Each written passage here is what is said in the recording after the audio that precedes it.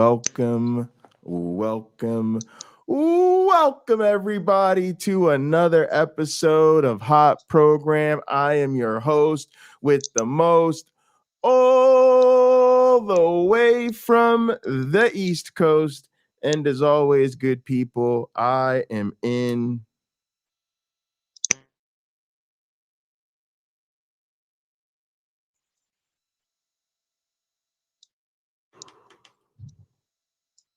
airplane mode. And now a man who does not believe God created the world in 6 days and also did not create an introduction for this show in 6 days, a man who needs no introduction. How are you doing today, my one buck friend? I'm pretty well. Thank you so much. And yourself? I'm good. Good to see you. Good seeing you too. So today we are going to be talking about the dark world of megachurches, which is kind of interesting because it seems like on face value when you read the Bible, like a megachurch shouldn't even be a thing. Churches were small, Jesus's people were not known to be wealthy and rich, and we think of him mostly as like an itinerant preacher. But mega churches seem to be, a sign of the times.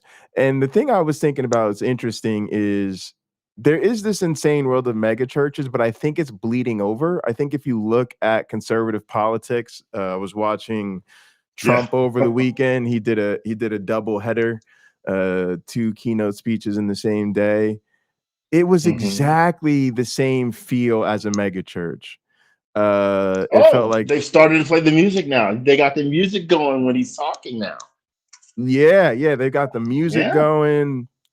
There was the promises of prosperity and everything's great. Of course, the villainization of people who are different than they are. You had the sort of lead up and the hype. I remember at one point Trump just stood there on stage when he came out, like, where people are just supposed to be admiring him and adoring him, and he's just kind of standing there. But it felt exactly like being in a church service, and I do recall that was one of the moments. I kind of don't like when they talk about the cult of Trump, but I was like, yeah, no, it's definitely a cult. I guess what I don't like is that they won't tie it as explicitly to the cult of Christianity as I'd like. Like it's not just random people who are in this Trump cult. It's mostly people who are predisposed to this sort of community because they grew up in church. But that feels like what Trump has been able to do. He's been able to take this mega church thing, take the gospel of prosperity, and put sort of a Americana spin on it, and create the mega church of MAGA. The megachurch. Megachurch. Well, I'm going to disagree with the megachurch sort of philosophy. I think the Bible definitely is leaning towards a megachurch Really? philosophy. Oh yeah, because you're supposed to go forth and spread the gospel and all that stuff. What you're not supposed to do is be hypocritical, which we see in mega churches. In mega churches, we see the hypocrisy. We see them not giving where they could, right? Because essentially, you shouldn't have the big building, maybe that's worth hundreds of millions of dollars. Uh, Maybe you should meet in a field where you can, or rent space if it's cheaper than owning, because that way you can do more work in the community and focus on making the world a better place by bringing more people to Christ. But no, it's let me pull up in my Range Rover when you're the minister, and it's let me have a $3 million house or an $8 million house. As we see, if we really take a look at a lot of these mega church pastors, we did it last week with airplanes. It sure seems like they're trying to outdo each other. Maybe that wasn't last week, but it sure seems like they're trying to outdo each other, right? Like it's a contest of some kind, Yes. which neither the God of the Bible nor the Jesus of the Bible would approve of. The idea is not to store up your treasures on On earth earth, yeah. where, where they will Where they're rot and spoiled. rust. Yeah. Yeah. Yeah, supposed to store up treasures in heaven. And that is a coupon you will never redeem. But hey, you should try it. Yeah. Nothing in that account. It's also sad though, because you're right. I mean, these churches tend to not only be filled with wealth, but focused on the wealthy. And there's so Mm-hmm. much to me that they don't do, because they're really just building up the kingdom hall. They're really just building up the building. They're building up their ministry. And to the extent that they are concerned with, quote unquote, making the world a better place, I think that is just coded language in their world for evangelism, right? Make the world a better place means get your friends and family to come to church with you and spread the gospel. It unfortunately, even though the gospel would tell us it should be things like feed the hungry, visit those who are in prison, we've been talking about, Or the clothe the sick. naked, visit the sick, yeah, all of this. Mm-hmm. I don't think they're doing that so much these days. And uh, there are a lot of charitable believers, but I think that that's on an individual basis. And I still want to see this data. I don't know if anybody has it. You know, that's one of the myths we have, I think, of science or research, is that, you know, just because we might want some data doesn't mean that it's actually out there. But I would love to see what proportion of a believer's charitable efforts, via volunteering time, donating money, whatever else we might think of, you know, donating, whatever it is that's considered a charitable activity, how much of that goes towards the church. And my thinking with that is, I know that's how I felt as a Christian, right? Like I remember literally one time, like, emptying my wallet out in a collection plate. Like, here, Jesus, take what I have. I tend to do that when I donate. I Mm-hmm. saw, you know, if I, you know, I don't care. It's not like I got a ton of cash on me or anything like that. But there are those times where I'm like, you know, this is what I can give. I'll give what I have, right? And it's like I Mm-hmm. have what's in my pocket at the time. You know, there was so many times where that really satisfied me. That made me feel like I was doing a lot of good in the world. But now when I look back, I'm like, man, I was probably just building up the church. And so I think probably a lot of people feel that way.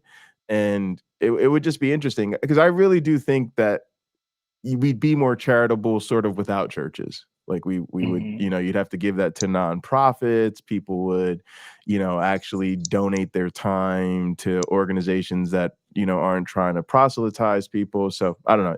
I'd just be interested in seeing it. Mm-hmm. Yeah, I'd like to know myself. I did some volunteer stuff when I was there, but my commitment time was really low. Just really maybe 2.5, 3 hours a week. That's it. Sometimes maybe five. Which, when you consider how long a week is a lot. And yeah, I have to work and get sleep and all that stuff. But I don't think 5 to 10 hours is much of a commitment. Getting back to Trump, if I may, for a moment, did you see the clip of him sort of saying he beat Obama in the election? Did you see that clip at all? No, no. Oh my gosh. Now, Joe Biden takes a lot of flack for doing something we all do, right? We all misspeak. We all use the wrong words. We all stammer. We all stumble. And we all try to search for the right thing to say. Like, oh, what's the right Right. thing to say in this moment? Well, Trump, I mean, I worry about the guy. I know McConnell has his there's something going on there that's rather serious, I think, with Mitch McConnell. And I've been there. I got the scars. I can show you the scars. Um, Damn. you can have serious things wrong with you. You know, so to me, it's not funny when these things happen. But you might want to play that for our audience and yourself. Do a search on YouTube. Trump. I don't even know. Freezes, stammers. Trump says he beat Obama. There's somebody's playing a clip of that thing on YouTube. And it was astonishing because of how long it lasted. This was maybe 20 or so seconds. He's just rambling like, wait, dude, this is worrying. I'm not a Trump voter, and I'll never be a Trump voter unless I'm on the jury. Well, I won't be after I said that, will I? I haven't seen all the evidence. It would be improper for me to make up my mind.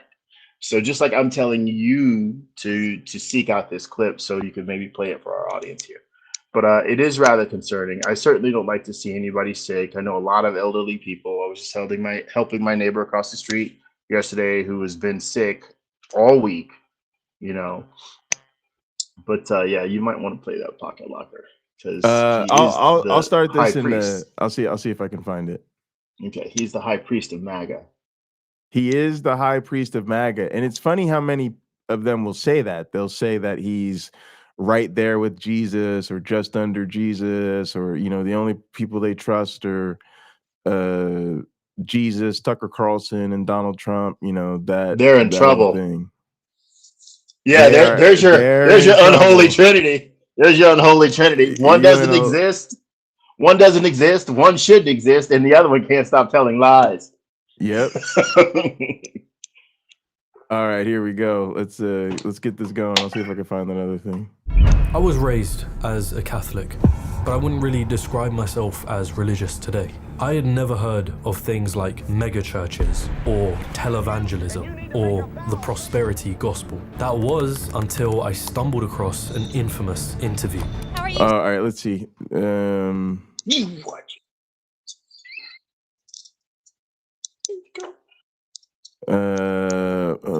What is it doing here? Why'd you pause that kid to cook for an interview?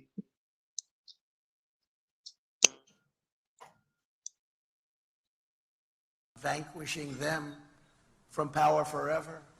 As you know, crooked Joe Biden and the radical left thugs who have weaponized law enforcement to arrest their leading political opponent. They're leading by a lot, including Obama. I'll tell you what, you take a look at Obama and take a look at some of the things that he's done. This is the same thing. The country is very divided. And we did with Obama. We won an election that everyone said couldn't be won. We beat Hillary Clinton. Now, I used to call her Crooked Hillary. I'd say Crooked Hillary, but I took that name away from her. That was a great day. And we have a man who is totally corrupt. There's the music. President in the history of our country, who is cognitively impaired, in no condition to lead, and is now in charge of dealing with Russia and possible nuclear war. Just think of it. We would be in World War II. We would be in World War. If we're going to be relying on this man, and far more devastating than any war, there will never be a war. If that happens, there will never be a war like this. And the irony is, he's lying. He's really admitting that he's saying all these bad things about another person that he's clearly had a history of doing, except for beating Obama, which he didn't do. Right. Also, his voters will just make excuses for this, but they will try to say that Joe Biden shouldn't be elected for making gaffes that are honestly not this bad, and it shows you the hypocrisy. But yeah, oh yeah. But they don't care. It's crazy how excited they are for him. And one of the things we were watching over the weekend that he did was I want to call it with Eat, Pray, Love or something, but it was like vote, pray, something. I don't know, but it was almost an exclusively evangelical event for women. So it was just amazing. Matter of fact, at the end, they did like a big feature like prayer for him. It was just very. My hope is he kept his hands to himself at the mostly women prayer event. I highly doubt it, but that would be the thing.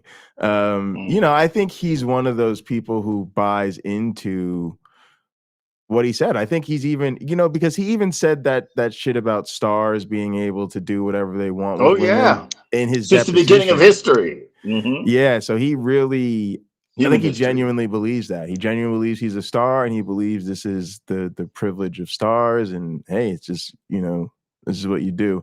All right, so we definitely have a theme, because I think we were talking about mega rich pastors before, and I think this one is it's a different channel, but I think it's about mega churches. So there's probably going to be some overlap, and it's interesting how many people go back to this Kenneth Copeland clip. They go back to this interview he did, because there was so much there, right? The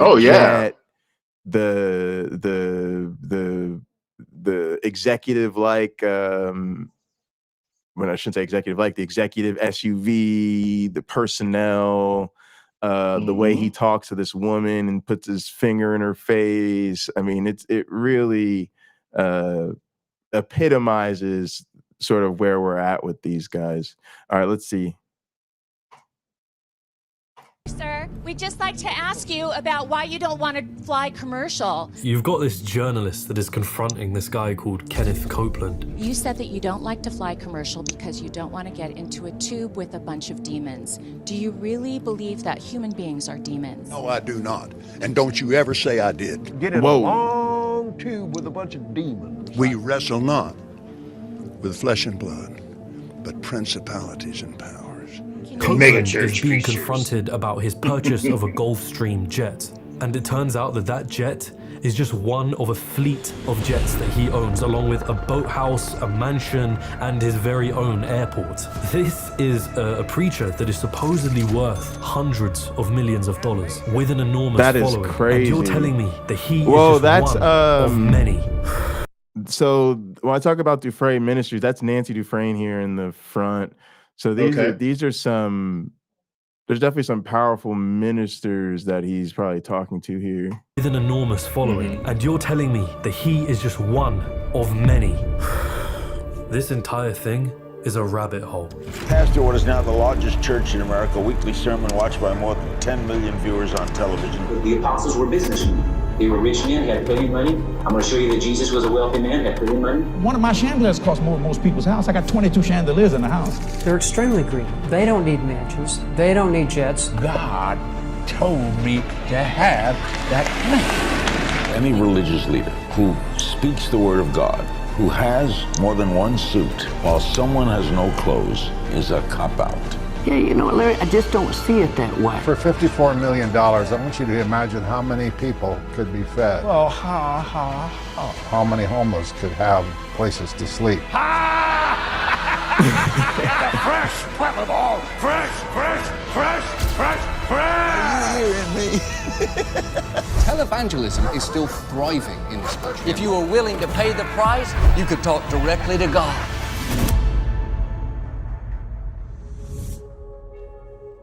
When I remember my own personal experiences inside of a church, what comes to mind was definitely not this. Hey, everybody, give away everything you have and take all of me. At times, it's like a concert, and when the preachers come to preach, it's like a celebrity has just taken to the stage. Everyone is worshipping together, they're smiling, they're joined in their faith and devotion.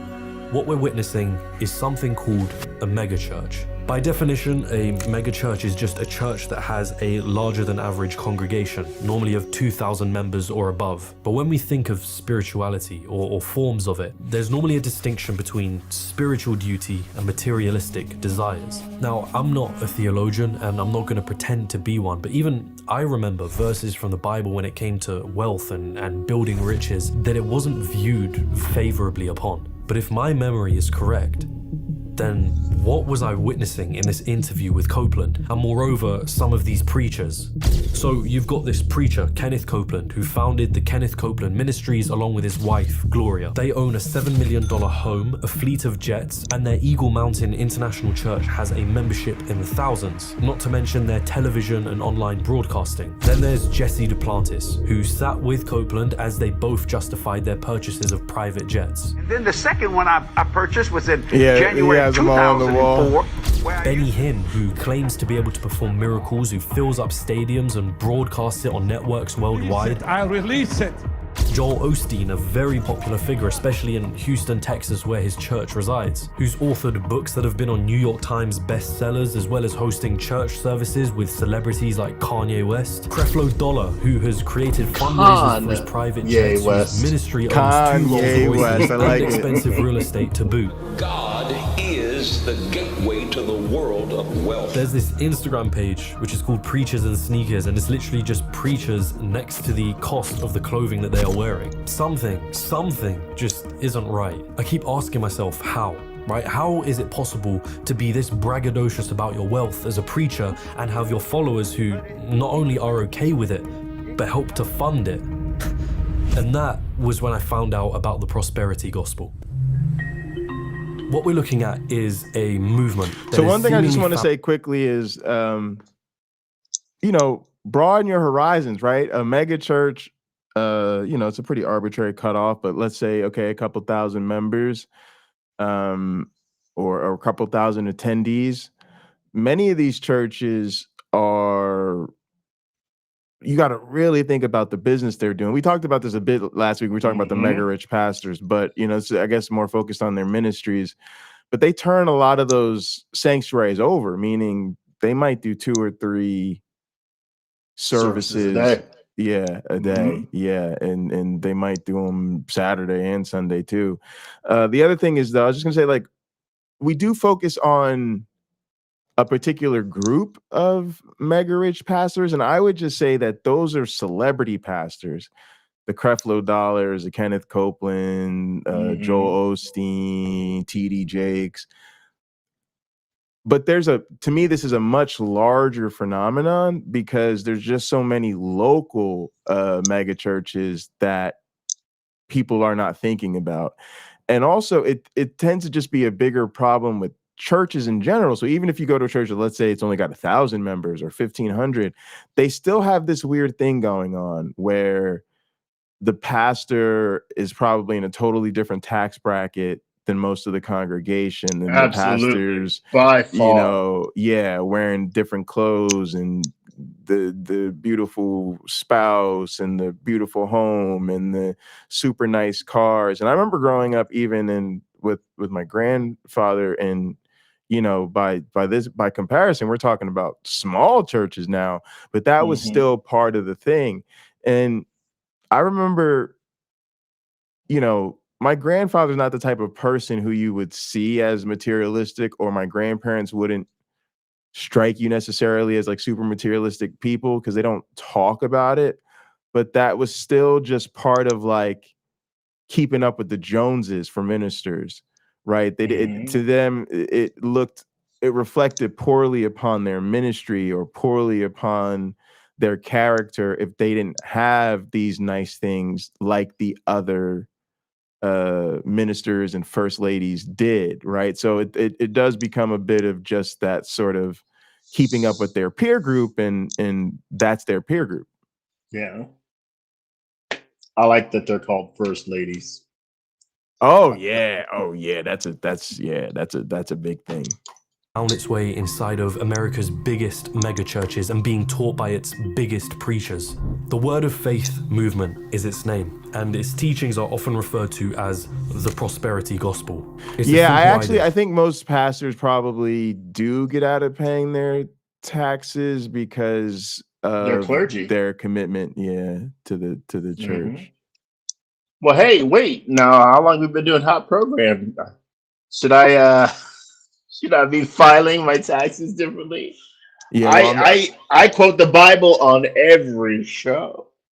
Yeah, well, I'm definitely here to tell you this has so far been a genuinely nonprofit, a nonprofit mission.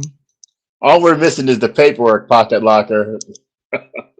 But you know what's going to happen? We fill out the paperwork, and the next thing you know, 2,000 subscribers.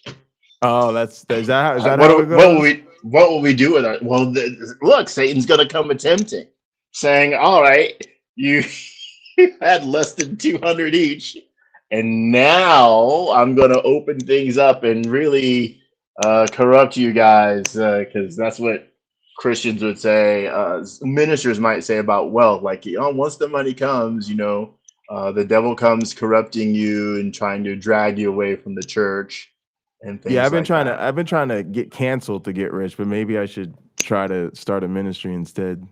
Other than ministry, the best grift going right now is to be a right-wing podcaster talking about how great Donald Trump is and how awful Democrats are. That's the best thing going right now. But you got to say you've been canceled for it. That helps. Even if you haven't been, exactly, as has been proven time and again, you can say you were canceled while you're on a podcast that has an audience of millions of people, or you can be on television saying you were canceled to an audience of millions of people. Exactly. So you don't have to be truthful in order to be successful if that's your goal. Matter of fact, the truth's probably just inconvenient. The truth gets in the way of the success of those people. Again, part of I took a psychology course in college. My professor just loved the way I thought, and he says, "You got to keep doing this. You got to keep taking these courses." And I was like, "Nah, I don't really want to," because I had a pretty good understanding of what was going on in people's minds. This sort of thing with like Trump and churches, it always has fascinated me with religion, but with politics now, it's even more so. So what we're seeing, and this is really easy to do. So I don't want to vilify all Republicans, so I'm not. But if you want to do something, and let's say you want to do something nefarious, you convince, like that little snippet of Trump you played, right? You convince people that the other side, what they're doing is wrong. Then you do that very same thing. And what you get is you always had intended to do what you were saying the other side is doing, even if they're not doing it. Right. So to your supporters, they will not critically think about what you have done when you did it, because you're just balancing things out. You're just getting back at them for doing it. There's no call for you to be above it, right? There's no call for you to say, okay, it was immoral when they did it, so be it far from me to do it. It's just scoring a victory for your side when you do the nefarious thing you had been saying the other side is doing, right? Trump, lock her up, lock her up. He wanted to lock up Hillary, but he didn't.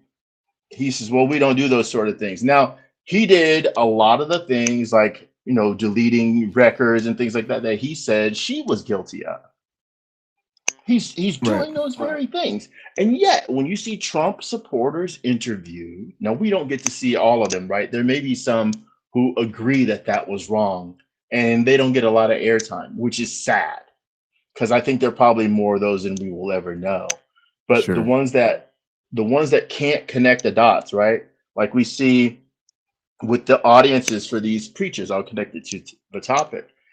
They're not understanding, or they're not accepting, they're not acting upon the idea that what they're being told with Jesus saying, sell all you have and follow me, store up your treasures in heaven, things like that. When they look at that super wealthy guy on the stage, that doesn't apply to him because he's godly, or God is prospering him anyway because he's godly. When at one point in the Gospels, Jesus sends out his disciples. He says, don't take a script. That's your money bag. Don't take a staff. He's telling them, like, basically, you're going out there with nothing but what I've told you and the clothes on your back, and you're going to succeed. And there are going to be people who won't listen to you, but you're going to succeed. That minister, it's not succeeding in money collection, right? We know in Acts, but it states in there is the people pooled their money together. Communists pooled their money together, and each person had what they needed. Not overabundance of things, but an abundance of things, because Somebody had a lot, somebody had a little, and they just shared. The community just gave them what was needed. So there's a disconnect in the mind that takes place that excuses. We see it in the Catholic Church, right? They have these ministers that assault people, and yet the church is still incredibly strong. Don't think it's not. It's still incredibly strong, and yet from the inside, there isn't enough press, if there's a lot of effort, to find these priests and remove them. And if they're going to go through, have the victims decide what sort of justice they want, along with the court system, we don't hear about that. And I'll challenge Dr. Sean McDowell on this, like, hey, what's the church doing about this stuff? How come you guys aren't arguing back and forth? Where's the debates on this? You're trying to tell me that my disbelief in God is wrong. Meanwhile, there's all sorts of wrong stuff going on within the church. Where's the check for that? You know, where's the challenges for that? Rick Warren, how much time did he spend talking about that? How much time do you spend talking about that? You might have one show every 2 years or something like that. And then it's not like you can't do something about it. The Bible itself says, hold on, let me hold it up. Throw the immoral man out of the synagogue. Throw him out. Get him out of your congregation. Yeah. So I just looked up. Apparently, ministers do pay taxes, I think. The church doesn't, but I think they get taxes like a self-employed person. But they probably have ways around it. And especially like if they've taken they can take like a vow of poverty and stuff like that. All right, let's go ahead. They get a parsonage privilege. Oh yeah, they did say they have special rules, but yeah, but maybe but look, there shouldn't be special rules, right? And I think a lot of this is created just so people could get reelected. And believe me, the last 3 weeks, I've really been thinking over running for public office. I've really been thinking it over. In 2024, not for president, but for something. Look, I got a job back in Indiana that I'm supposed to do when I get there. So it might be a few years down the line after I get reestablished there, but there's a bunch of community things I want to do that I'm not looking to necessarily make a buck off of. Maybe I will, I don't know. But I want to do some giving back, as they say, because I haven't lived in that community for a long time, over 20 years. So, hi, thank you. Yeah, I want to give something back, and I don't want to have the pressure of having it be my job. But I have an idea of how to approach being a politician, how to approach having constituents and things like that. And my idea may not translate into the day-to-day hard work that a lot of politicians do. It might be easier than I think. It could be much more difficult than I think. But I'm going to talk to some people when I get back there, and I think see what they deal with. I think for most politicians, I think we have an inverse sort of perspective. The higher you go, the more powerful, the more visible. A lot of those politicians are in rare cases, but most politicians are like most people. They're just incredibly hardworking public servants. I remember, fortunate enough to work closely with Cory Booker. I remember when he was the mayor and being in City Hall, and the grind of most people was crazy, right? Most people in public service are overworked and underpaid, and that includes most elected officials. They're just not the ones that get the most airtime. It's more typical to think of a Lauren Boebert who's off vaping and making out at the theater rather than serving her constituents. All right, let's try to get through. Let's try to play some tapes. So and she did receive a partial medical exam, and she gave one. Just cleaning it up in case your kid's in the room. God wants you to be prosperous through your finances, your health, your marriage, and relationships. In fact, those are things that belong to you through your faith, if you are willing to receive it. The prosperity gospel often refers to its believers as little gods. The idea being that we were made in the image of God and therefore possess a level of divinity within us that allows us to bring into existence the prosperity that we've been promised. You are gods, little g. You are gods because you came from God. And your DNA and Jesus' DNA are exact. You're exactly like it. It sounds amazing. So how do I earn this prosperity? How do I access this divine power that I supposedly have? Well, it starts with your faith. But if you'll stay in faith, there will come a point where God will say, enough is enough. It's payback time. The Bible says, I know you love the Lord. So you qualify for prosperity. Next, you have the act of tithing. The initial concept of tithing was this idea that you give 1/10 of your wealth in some way, shape, or form to a religious organization. Most houses of worship are going to rely on the donation of their congregation in order to continue their operations. I grew up tithing, actually. So we had this thing in my school called the missions, and the missions is like a Catholic. It's like a Catholic nonprofit. They do supposedly like charitable stuff, and every other week my homeroom would win the announcement of like which class had given the most to the missions. Sometimes you could have to give to the missions as a punishment, you know, you could donate some pocket change, but I was basically Catholic kids didn't know nothing about that tithing, right? But as an evangelical, come from an evangelical household, we had to tithe. And I didn't want to tithe to my church because, you know, I thought the pastor, like, I wasn't really on board with his vision. Like, he was trying to build a school and build all this stuff. And I was like, I don't think we need to do that. But I still had to tithe. So I would tithe to the mission. So it was so funny. We always won that because I was giving 1/10 of my paycheck to our missions. When I was right, though, because that pastor ended up going to jail for fraud. So. Wow. Yeah. Especially megachurches. It is kind of like giving to a charity. But tithing, through the teachings of the prosperity gospel, introduces a, should we call it a plot twist? Tithing lays the foundation for financial success and abundance. Tithing is the way for recession or depression to bypass you. Here, Stephanie from Maryland writes, I sent in my first fruits offering. 2 weeks later, I received, watch this, $2,400. So now it isn't just about donating Can you pause money it? to Can you a pause church. it? It becomes a case where Can you pause it? So there's a proverb, spread your bread upon the waters. This is in the Bible. Spread your bread upon the waters and it will come back to you. I don't know that they're referring to money bread, but maybe they are. This most likely they are.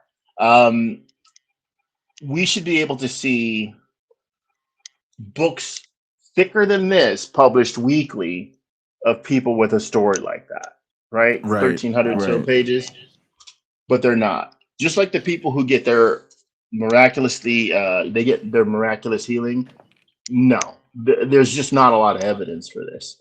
So the fact that somebody, I'll give you an example from my own life. Okay, this isn't Christianity. This is something else. So I study religions, as I mentioned. So one of the things I would do, I don't do this anymore, is I would go visit different congregations of different religions. Well, I had a neighbor who was in a Buddhist chanting group in Los Angeles, and she said, you should come and you should, you know, check out our group. I'm like, I'm on board. So I go, and there's a musician there, and you can see a documentary about him. I think it's on Netflix. His name is Wayne Shorter.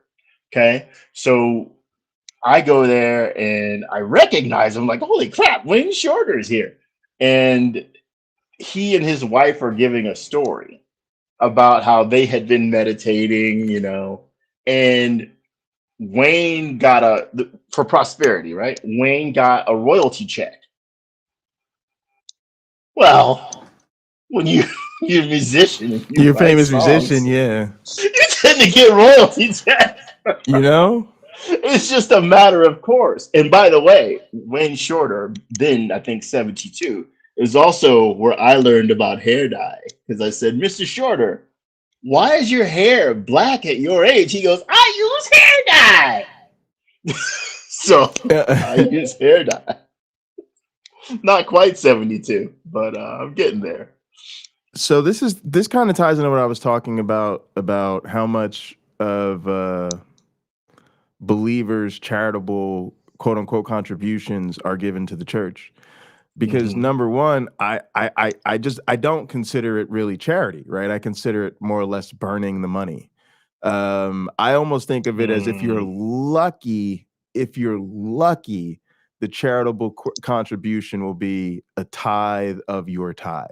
What do I mean by that? If you're lucky, the church has this body of people who it's ideally are tithing to it, and other people are giving offerings. If you're lucky, the church breaks off a little bit of that in terms of their charitable work, right? So you give all this money to your church, right? But then, and by the way, I think there's probably should be a term for that. I'm gonna call it like charity washing for now, because I don't know what else to call it. But the idea is like this: like, churches aren't stupid, and I'm willing to bet less than 10% of churches, I'd be willing to bet probably less than 5% of churches actually donate and do charity that would equal their tax burden. They don't. They just don't. Most churches do not do a lot of charity. I think it's totally overblown, the amount of charity people think churches do. They just don't really. I've worked at churches. They just don't do a lot. And what they do, I think, is more about PR and evangelizing than it is, really trying to make the human condition materially better. And I would highly suspect that the churches that do a substantial amount of charity work almost always do so because there's heavy proselytization involved, and they've realized that that's a way to help their numbers grow. But yeah, I just don't think church is doing a lot of charity. And the thing I wanted to sort of tie that to is a lot of these people, not only do I think they're not doing charity work because they're giving their money to a church, but a lot of them are bought into the prosperity gospel. So they're really giving in expectation of a return. And sometimes that could just be pure desperation. They're sick, they're going through hard times, they're giving to God and believing in that giving that seed money is what's going to show their faithfulness and God's going to help them out. But that's just terribly coercive at that point. I have a question for you and our viewers in the chat. Is it hypocritical for a church to provide health insurance coverage to its employees? I didn't think about that till now. Like, wait, that's super hypocritical. Yeah, Is it? Pocket Locker, what do you think? What's your take? Well, first thing is you'd be blown away by the amount of churches that don't. When I worked at a church, I think I was one of the only people there that actually got paid by the church, because that's sort of what I demanded. And I had other forms of employment that took, like I was working at those bartending and stuff like that. And that sort of gave me a little benefits here and there. But most of the people in that church had to raise their support. And so the church wasn't even paying them. And then I'm positive that most of their money that they were able to raise just went to cover their living expense. I mean, they were literally raising money to get by. They weren't investing in a health insurance policy. I also think it was a smaller outfit. If it's Joel Osteen, if it's Right now, when you get to a big church like that, I just wanted to mention it because I think it's something worth thinking about. But yeah, certainly I think you get to those bigger levels, and those churches are paying benefits for their employees, and I absolutely 100% think they should be. But it's just an irony. I think churches are really exploitive when it comes to employment and economics, and we just don't talk about it a lot because it's not in good favor to talk about. I mean, one of the things that's a perfect example is the worship team. Like, the worship team brings as much in some people's mind, even more than the pastor. Just depends on who you're talking to. A lot of people will tell you, oh, I'm here for the word, and they're so in love with the pastor and his sermon series or whatever. But there's a lot of people who tell you flat out that a big part of why they go to the church they do is the style of worship. After all, that's what you spend about half the service doing. And for me, I remember, like, one, I've had churches almost always underpay musicians, almost always, as a rule. But I've also been exploited in the sense of churches offering and promising to pay me money that I just never got. That happens a lot. But also, like, I do believe in what I call, like, ethical volunteering. Like, I think it's perfectly fine for adults to volunteer, right? It's okay for you to say, I want to volunteer at the Y and be one of the volunteer basketball coaches for the summer league or whatever. They're not going to pay me, but that's okay. Like, I want to provide this service for the community free of charge. And so, like, in the last ministry I was playing at, like, I kind of came to that decision. I had sworn off playing at churches because I've been screwed over financially.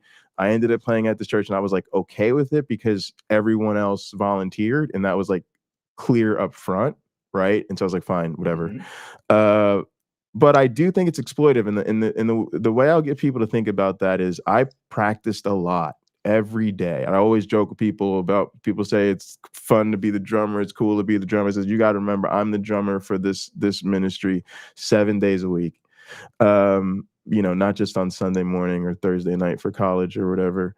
And I was practicing at least 4 or 5 hours a day, sometimes as much as like 8, for that church.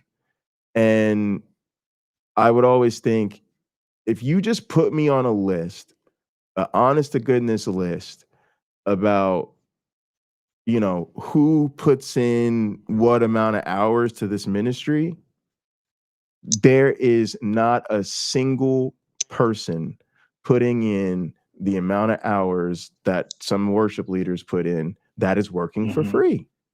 Absolutely not. Nobody. The ministers are getting paid. Their secretaries are getting paid. The worship pastors getting paid. Sometimes they're paying a photographer. They might be paying the video person. They're paying the person who did the damn graphics. And you're like, this is crazy. This is crazy. But yeah, there's so much going on in these churches that we could be talking about. But this is even happening at a lot of these bigger churches. Some of these churches, Joel Osteen's probably paying his worship team. But a lot of big churches, you'd be amazed how many churches are not. And a lot of them will basically tell you that, like, this is on you. They're giving you a platform. This is your opportunity to serve the Lord. Like, it's deeply baked into their messaging to make you feel like you shouldn't be demanding compensation. Yes. Look, that's as far as I'm concerned, that's biblical, because they are they're making disciples. They're storing up their treasures in heaven. They're part of a godly community, if you will. I think that's 100% right on board. However, why would you muzzle the ox when it's treading out the grain, right? You're not supposed to do that. So you could approach it from both sides. When I was involved in church, I happily did what I did, except for there were a few minutes of my days when I was in the parking ministry where I dealt with people who really needed to be inside getting that message because they were being crap to me, because I had so much power being in the parking ministry, being able to give some space. Right. Hey. And that's another allure of churches, right? Is they know how to sell anything as authority and make it feel so meaningful, and then you're into it because seeking seeking elevation socially is a human instinct because it's so tied to our survival and stuff. Mhm. All right, let's roll some tape. Exchanging your money in return for actual prosperity. You'll often hear some of these prosperity preachers refer to it as sowing your seed. The implication is pretty obvious to anyone who is watching. No, you give us some of your money and in return that value will be given back to you in some way, shape or form. It's the harvest. I want you to go to the phone or online and sow a seed. Now remember, Somebody's son is going to be set free from alcohol because of your $1,000 seed. And I'm going to ask you to sow an exceptional and uncommon seed of $1,000. And click on that donation button to sow $1,144. So God is giving you the harvest, and the harvest of the seed you've sown. You can't expect a harvest if you don't sow seed, spiritual, physical, or financial. It's surreal, and it generates a lot of money. On January the 12th of 2008, Kenneth Copeland Ministries took possession of a Gulfstream jet, which was funded all thanks to the donors of his church. In fact, KCM wrote a blog post thanking their followers for helping them, quote, harvest the Gulfstream. But our work is not done. To which the blog then proceeds to remind their followers that they still need $17 million more, which will be used for the quote, sowing towards the construction of a new hangar, upgrading the existing runway, and purchasing special Gulfstream maintenance equipment. Or how about Creflo Dollar's infamous sermon to which he tells his congregation to help him fundraise towards a private jet, all to the response of cheers and applause from the audience. Can you pause it? Can you pause it? Can you pause it? Okay. First of all, Casey and Randy, thank you for your parking ministry comments. So good for me to read. Here's the problem with this. The people that are in the pews, the people sitting at home watching these megachurch pastors and are willing to donate to that goal are entirely missing the point. The point of what the Bible says to do, the point of the Gospels, right? You would not lift one of these men up. The plane does that, but you would not give the money to them when somebody is starving. Right. The money's going to the wrong person. If somebody doesn't have clothes on their back, you shouldn't give Creflo Dollar a dime. And if I ever met the guy, I'd tell him to his face, you should be ashamed of yourself for taking one nickel towards an extravagance like an airplane. We talked about it last week. It's going to cost, if you use that 400 hours, it's over $2 million. Maybe it's 200,000.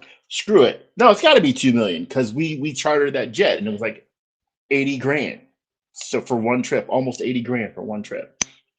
So how many people can you feed for that? I would assume he could pay a lot of light bills, medical bills, and other bills with that money and enjoy his life more, arguably, right? Because he legitimately is helping people instead of helping himself to other people's money.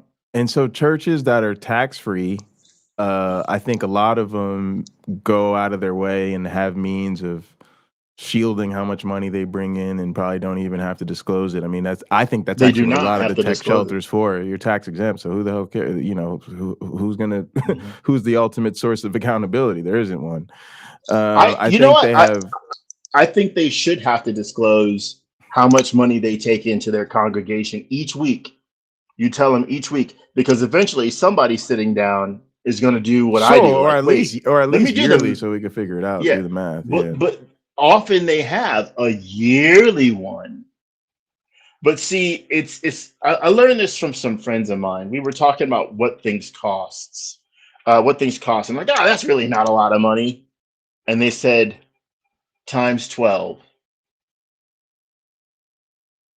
This expense I had, I never really thought about how much it cost. And they said times 12. And I went, whoa. So if you're doing, as I did last week, the math on the service, right? They're bringing in I forget what example I used. I said $75 per person per week. That megachurch my sister went to. So 75 a week on average times 26,000 people. That's 1,950,000 a week. Yeah, they're on so average. yeah. And my thing is just to say what I really want to say is the church business is incredibly profitable. And that's why I don't think they're that charitable, because you don't get uber rich by giving your money away. And I think they would laugh at the thought of giving all away. So I don't think there is a mega church that's actually doing the type of charitable ministry work that we would like to see or find acceptable, because that's not the mega church model. I think they actually have profit margins that would make even the most profitable CEOs blush. I'm sure. And again, it's people volunteering their money. So yeah, you can get somewhat of a tax deduction for donating to a charitable organization. That's good. Like I said, I donated to Amnesty International for years. Okay, I get a deduction for my whatever I kicked in. So I'll say it again. I say it on practically every episode of Hot Program. God never keeps a dime. Never. Never. Think of the work. I just redid the math. Okay, so $75 on the average tithe per week for 26,000. Actually, this is not fair because I got to remember there's a lot of kids that go to that church. So let me redo my math here. Where's my delete key? You can cut it in half. I'm going to cut it right in half. It's pretty good. So 75 times 26,000 is it's not. I'm supposed to do 13,000. 75 times. You're supposed to just cut 13,000. the end number in half. So it's 970. Yeah, million. I know, but it's 975,000 times 52. 50,700,000 per year.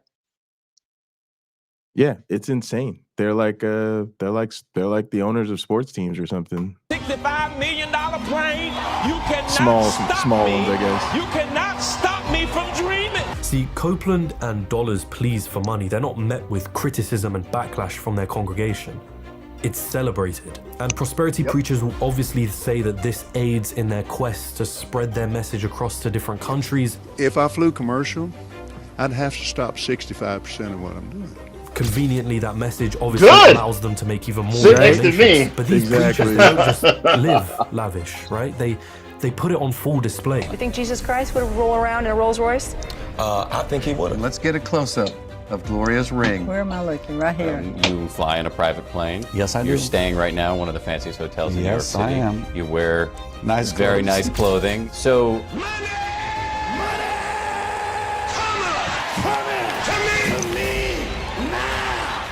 the wealth of these preachers, they're not seen as gross or COVID-19. In fact, they're seen as proof that the teachings work. It's seen as them actually practicing what they preach. The extravagant lifestyle, that's not a mistake or a flaw.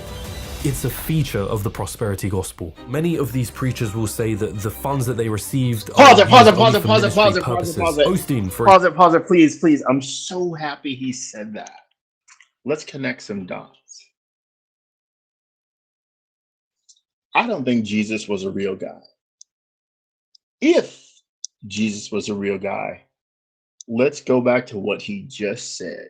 It's a feature. The prosperity, right? The bling is the feature. If Jesus is the real deal, people would want to follow him. Some, not all. Not just for the message of the sweetness of the gospel, right? That you can repent and be baptized and get saved. Not just for that, but to gain some of the same abilities that Jesus was purported to have, right? To be able to lay hands on the sick, to be able to multiply loaves and feed the hungry, and so on and so on and so on. If Jesus is a con man, like I believe these preachers often are, selling you a product that they don't even believe in, but doing a very good job of selling you the product, Jesus' ministry could grow just as easily as these guys if he had the internet. And these guys' ministries could grow just as easily if they didn't, right? It would be slower, but they would still grow. Oh, they were doing this well before the internet, yeah. Well, but they had radio and TV, but before the megachurches came, right? There was still radio, there was still TV. Oh yeah, and before that they just did tent. They did tent revivals. They did tent tours, yep. And yeah. That's right. Y'all come on down. Yep. All right. You know, we're baptizing, folks are saving, but again, why this works so well is not because it's real, not because it's true. It's because it promises something that is real, that is true. People being healed, like, right, I have a bunch of doctors that help me look after myself. People who get healed, that's tangible. But saying it can be done in seconds by somebody doing this and touching you, or touching the hem of someone's garment or someone's cloak or something like that, which is also a garment, that's not real. But the end result is real if that person were to see a physician undergo a treatment of some kind or change whatever behaviors, and voila. Yeah.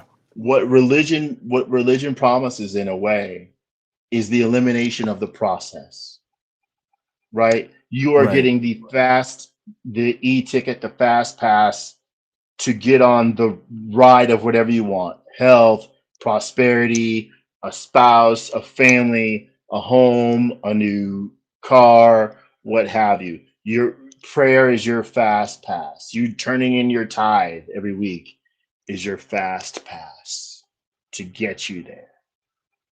Yeah, absolutely. For example, says that he doesn't receive any salary from his ministry and all the money he makes comes from his book sales. Look, in some ways, I don't really care if a ministry wants to buy a private jet.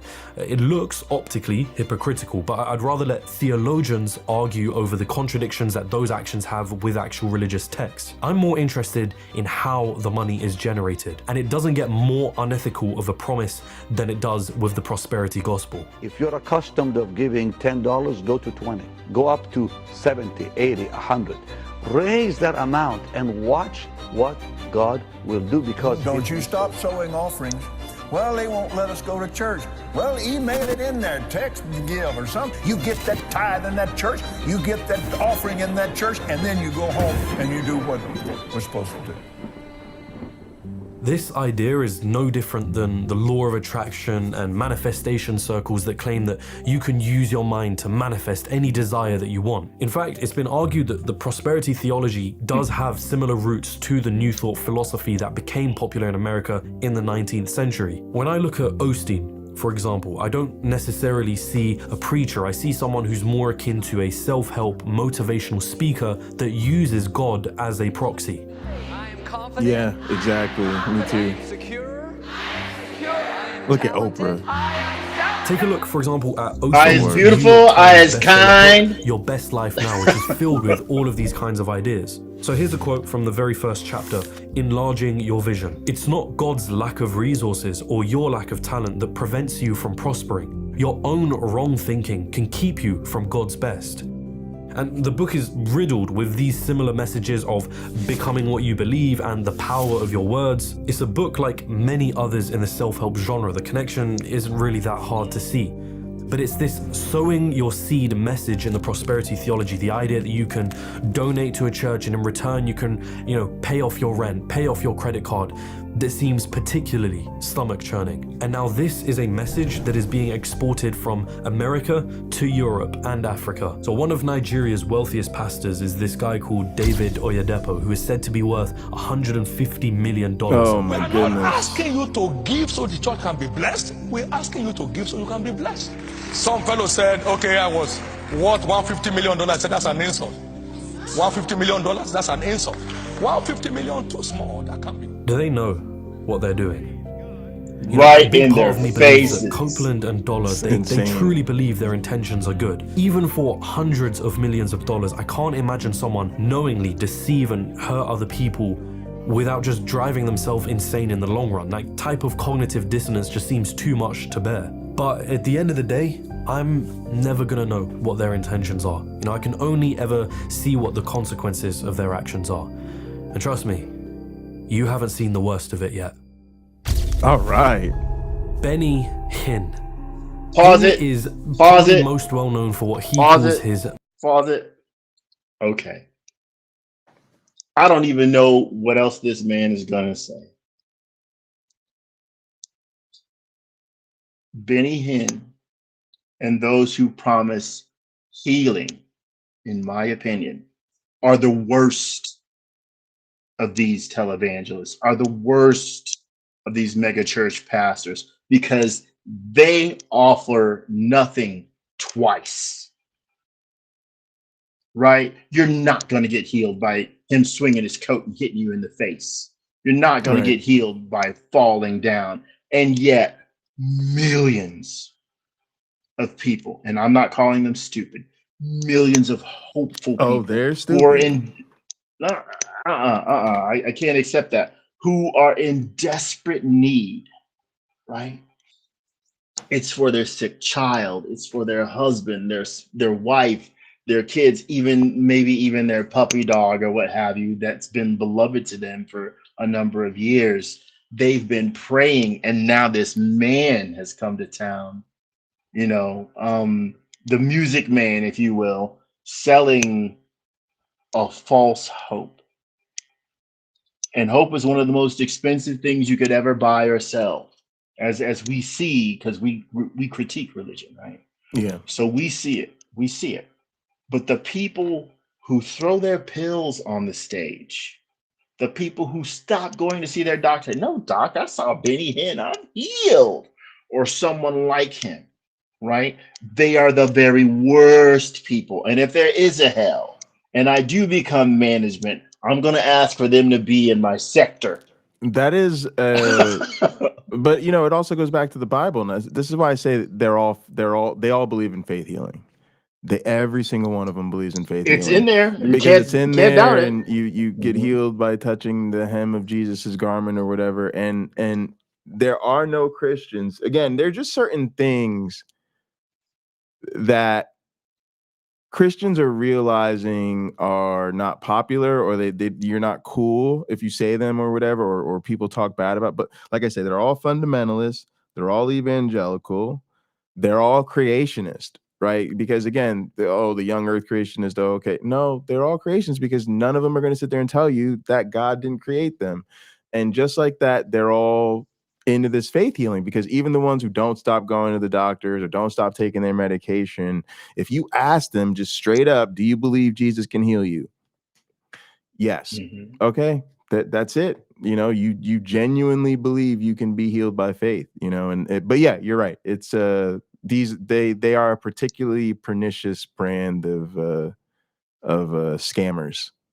Miracle crusades. Hinn claims to be able to perform miracles. He'll bring people to the stage with all sorts of illnesses, and then with the touch of his hand, they will feel God's power running through them as they fall back, and these catchers will catch them as they fall. You had Parkinson's for 15 years. He says, oh, thanks for the anointing.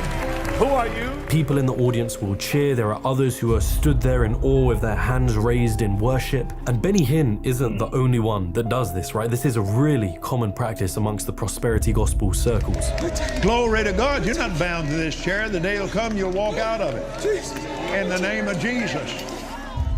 What is it that we're really seeing here? My Lord. Is this an actual miracle? See, so for me, somebody like Benny Hinn, he can't suffer enough. Somebody like Benny, he can't suffer enough because he's really leading people down the wrong road. It just should be a crime if you made $150 million selling snake oil, we put you in prison. And I think the same thing should happen to these guys. It's just that people need the hedge of protection around religion. Oh my goodness, we need to roll tape. We are only 3 minutes into this. Kenneth Copeland, who founded the Kenneth Copeland Ministries along with his wife, Gloria. They own a $7 million home, a fleet of jets, and their Eagle Mountain International Church has a membership in the thousands, not to mention their television and online broadcasting. Then there's Jesse Duplantis, who sat with Copeland as they both justified their purchases of private jets. And then the second one I purchased was in January 2004. Benny Hinn, who claims to be able to perform miracles, who fills up stadiums and broadcasts it on networks worldwide. I'll release it. Joel Osteen, a very popular figure, especially in Houston, Texas, where his church resides, who's authored books that have been on New York Times bestsellers, as well as hosting church services with celebrities like Kanye West. Creflo Maybe Dollar, you did, yeah. Yeah, I had to jump back. Fundraisers for his private jets, whose ministry owns 2 Rolls Royces and expensive real estate to boot. God is the gateway to the world of money. And say, look at my life. Gospel circles. Glory to God. And he's worked with his family, sometimes as a catcher himself. All right, this in is 2017, Costi Hinn came forward with Benny a Hinn's testimony nephew. of his time spent in Benny Hinn's ministry. The responsibility is to look really good, look really blessed, sell the narrative, make all the money, and say, look at my life. If you give to this, if you follow it, if you obey it, and if you do what I say, God will do it for you too. He described the lifestyle that he had whilst working with his family. We lived in a 10,000 square foot mansion guarded by a private gate, drove 2 Mercedes-Benz vehicles, vacationed in exotic destinations, and shopped at the most expensive stores. Costi Hinn really believed in what he was doing. But he only had doubts when he started finding contradictions in what he was teaching and what he was finding in the Bible. Grace Brulard was 8 years old when she was featured on an episode of CBC's The Fifth Estate in 2005, an episode that was specifically investigating Hinn's ministry. If you could have a miracle, what would you want it to be? That I can walk. Just walk. Is that what you want, Grace? Just to walk? Just to walk. Grace's mother brings her daughter to one of Hinn's miracle crusades, and just as she's about to go to the stage, she's intercepted by what are called screeners who tell her to step aside. According to that documentary and an insider, the job of the screeners is to screen out the people that are severely sick and ill. There's the story of Justin Peters, who is an evangelist himself and was born with cerebral palsy. During the Fifth Estate's investigation into Hinn's ministry, they attempt to get Peters to go on stage as well, and just like Grace, he is also intercepted by the screeners. Our hidden camera shows Justin being stopped by a screener. Watch as Henry Hinn whispers something to her. Then Justin is told to step aside. In another documentary from 2001, HBO were given full access to Hinn's events and were even allowed to follow several cases of supposed miracle healings. These are people that actually managed to get onto the stage and claim they'd been healed. In one instance, the crew follows a boy called Ashneal and his parents as they're desperate to have their child healed by one of Hinn's miracles. We're expecting miracle. We're expecting a miracle. The Prakash family are recent immigrants to America. 10-year-old Ashneal is their younger son. 2 massive brain tumors have reduced him to a vegetative state. We believe in God, we have faith, and there's nothing impossible for God. Later in the documentary, Ashneal's parents actually attend the crusade and they're brought on stage to have their child healed by Hinn himself. Hinn gets the crowd to raise their hands and then he places his hands on Ashneal's face. Can you pause it real quick? So, for the Christians listening, we just saw a group of people carry this young man on stage so that he could be healed. Equate that with the people who took the roof off the house so that the infirmed person could be lowered down into the house to get their healing. Right? It's so desperate. This person is such a need that they go to extreme measures. Maybe the crowd outside was too thick. That's the way they got the person there for their healing. That is a demonstration of faith. That is epic. And yet people will tell you, well, your faith is the reason you weren't healed. Right? I already know where this is going. Yeah. This little boy is not okay after seeing Benny Hinn. Right? Yeah. Well, you just need to give you need to just give more. Base and says, expect the miracle. Dear Jesus, the Lord's gonna touch you, young boy. Days after the event, and Ashneal still wasn't healed. It didn't happen. I was not even discouraged. I know it's God's plan. You know, I can stake my life on Pastor Benny Hinn's words. And God spoke to me last night at the Colosseum Center where the crusade was going on, and he said, donate him another $2,000. And another. Recently, I watched an event from Kenneth Copeland's Eagle Mountain Church, right? It's called Miracles on a Mountain. It's another miracle healing service. And in this instance, it was hosted by this evangelist called Billy Burke. And at one point, someone is brought out from the crowd. And I thought, hang on, I recognize this guy. It was Big Nick, who, for those of you that don't know, was an ex-member of the popular social media group, the Vlog Squad, which is headed by David Dobrik. At the event, Nick tells Billy Burke about his blind eye. I'm blind in my left eye as well. I know that, you told me that. Billy then attempts to cure his eye. Loosen that! After all the theatrics, Billy then starts to wiggle his finger around. And then... nothing yet. Nothing yet.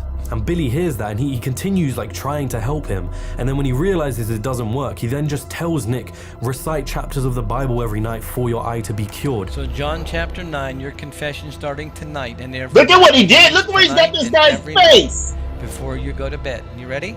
There's no shame. Submission. There's no shame. No, he's putting his head in his crotch. There's no shame. It's like there's no shame. Happened. Now, it's been about 7 months since that event took place, and I've looked through Big Nick's social media account, and there's no indication that his eye is healed since the event. So again, what are we witnessing when we see things like this?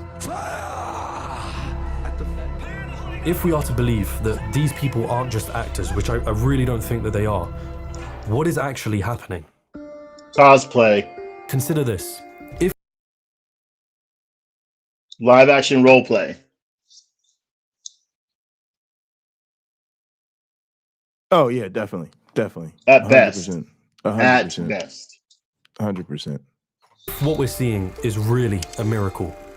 Why don't these people go to hospitals and heal people there? Why do they need the lights and the cameras and the atmosphere and the theatrics to be able to do what they do? In 2011, Darren Brown ran this TV special program called Miracles for Sale. In this special program, Darren Brown, who is this self-described mentalist and illusionist, takes this ordinary individual called Nathan and attempts to turn him into a faith healer performing miracles in front of an audience. The idea behind the program was to expose the fact that what is happening here are not miracles, that it's just a product of psychology, the power of suggestion, and misdirection. Now, some aspects of faith healing are just pure trickery. Right? A good example of this is the infamous leg growing trick. The preacher Todd White is well known for walking around the streets and finding individuals who supposedly have one leg that is shorter than the other. And then miraculously, White will begin to grow out that person's leg right before our very eyes. Thank you. In Jesus' name. Left leg, I command you grow. Right now, in Jesus' name. Darren Brown teaches Nathan to do this exact trick because it's not a miracle. The leg growing trick is infamously used by charlatans throughout history. In fact, a quick Google or YouTube search will demonstrate how it can be done in several ways, one of which involves shifting the other person's shoes to make it seem as though a leg is being grown. If you speed up the Todd White clip of him performing this miracle and you just play it back and forth, you can literally see what Todd White is doing. But a big part of faith healing isn't just tricks like this. In fact, a lot of it is rooted in a deeper part of who we are as people. By the end of Darren Brown's special, Nathan is able to perform in front of a small audience of believers, and you can see that he too is able to, with just the touch of his hand, bring people to fall back as though they were touched by God themselves. To understand how Nathan, who is an ordinary guy, versus Benny Hinn, who claims to be able to perform miracles, can do what they're doing, you have to understand the power behind what they're creating in their shows. Can you pause it? Can you pause it? It begins. Your Ball State University, 1990. I attended a university-sponsored event, entertainment. There was a hypnotist, and I'm very interested in that still. And the guy just had people coming up doing wacky stuff like you might think. He said, if anyone would like to learn how to do this, I'll have a brief in the lobby, just stay in the lobby and I'll show you. He goes, it's a lot of fun. You can make a pretty good living out of it. Okay. So I'm one of those people who went. Now, I didn't fall under hypnosis during the show. He tried to mass hypnotize people. Well, he did mass hypnotize people. One of the first things he says, and it was brilliant, he said, if a person doesn't want to be hypnotized, they won't be. So he said a lot of other things, but think of these participants are willing in a way it's not fair to say they know the drill. And you could have a 6-year-old come up there and tap that guy on the forehead and he's going back. Now, an adult with sufficient strength, it's just physics. Those people are standing up there, their eyes are closed, so there's a level of disorientation there.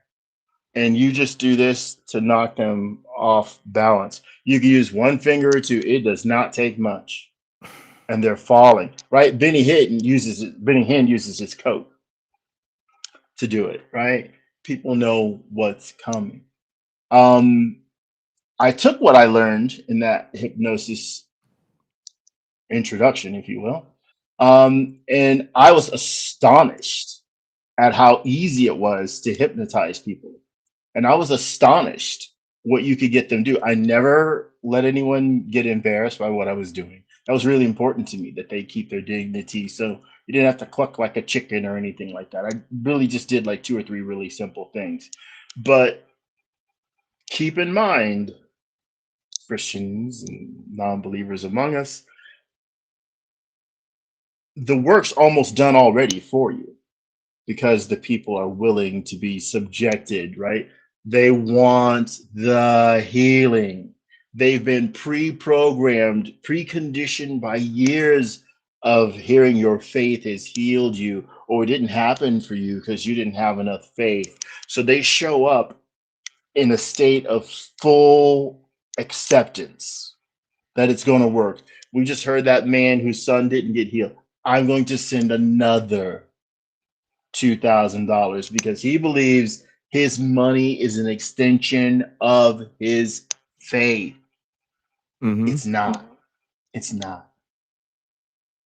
Mm-hmm. Absolutely. If you're buying a Range Rover or a Jaguar, your money is an extension of your faith. It's the same thing with speaking in If tongues. you're buying a Toyota, it's not. It's just the same thing with the speaking in tongues, right? You see it, you witness it, you develop the expectation over time, and then eventually one day it just hits you, and all of a sudden you're speaking in tongues, and it's really just imitating what you've been conditioned to expect in the church. Yeah. Mm-hmm. Bought a Hyundai, should have bought a Honda. Already in pain, who feel as though something is. It begins. You're joined by a crowd of people, united to do what they're doing. You have to understand the power behind what they're creating in their shows. From the very moment it begins, you're joined by a crowd of people, united by a particular cause or belief. There are those in the crowd who are already in pain, who feel as though something is missing in their lives. When they're brought together, there is a sense of oneness, of wholeness, and unity. Just think about how powerful crowds can be and what it's like to be in one, especially when this is how Trump rallies work too. This is how Trump rallies work too. This hypnotic, or more specifically, a suggestible and open state. He wants to heal you because he loves you. You don't have to pay for it. Just ask for it. The music rises and falls, stirring a wave of experiences and emotions amongst the crowd. Then you begin to create the expectancy for what is about to come. All things are possible to him that believeth. You keep the crowd in this heightened, aroused state of mind. And as the crowd is ripened for suggestibility, the faith healer acts almost like a conductor for the orchestra of experiences that people are going through. A leader amongst a crowd of people in a hypnotic, trance-like state is something that you cannot underestimate the psychological effect of. Then the healer begins preaching their message. But don't look for the healing, look for the healer. Whatsoever you shall ask, that will I do. The crowd is full of ecstasy. The joy in the audience is a deep feeling as though you're becoming a new person. You're connecting with that of which is above you. You expect that when the preacher lays their hand on you or shouts, "Take it!" you will feel God's touch with it. You've been suggested and primed to believe that that is the case. And in being so connected to the crowd around you, the effects of social conformity are bound to take place. In this trance-like state, you go along with what the preacher's suggestions are. You do what you are expected to do.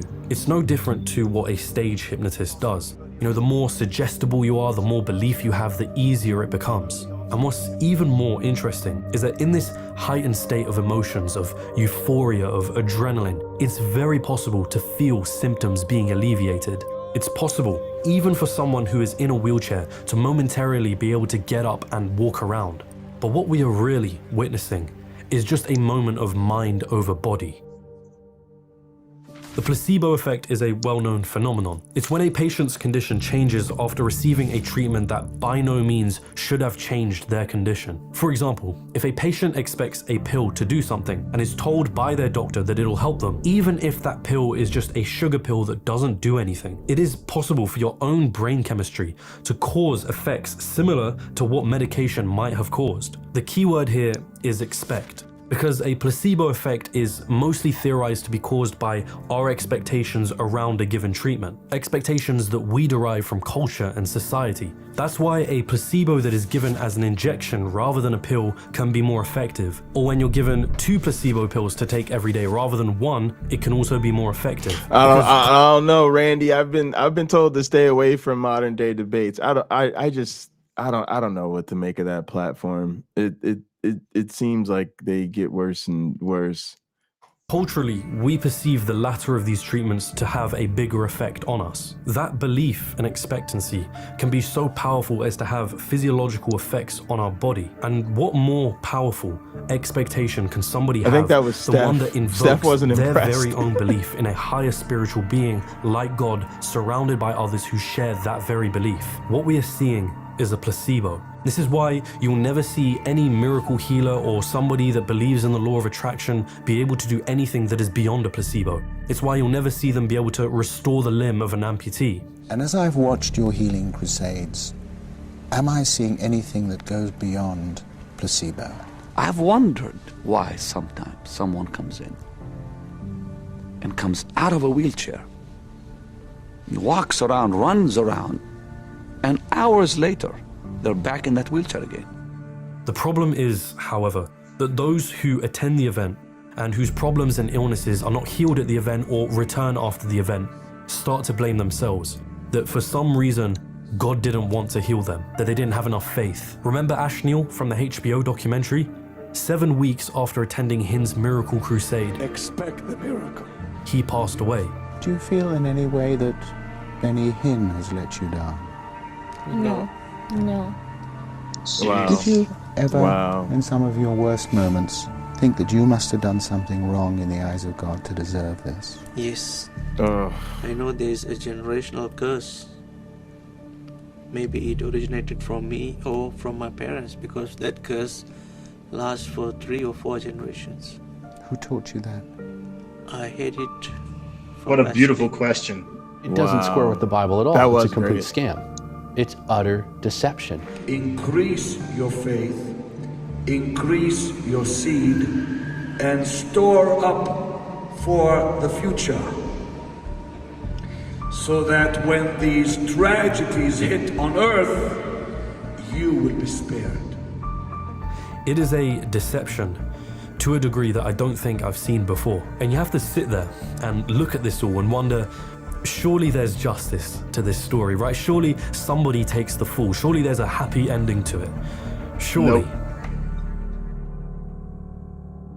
In September of 2019, no accountability. Benny Hinn comes out with quite the astonishing announcement. And I'm sorry to say that prosperity has gone a little crazy. I think it's an offense to the Lord.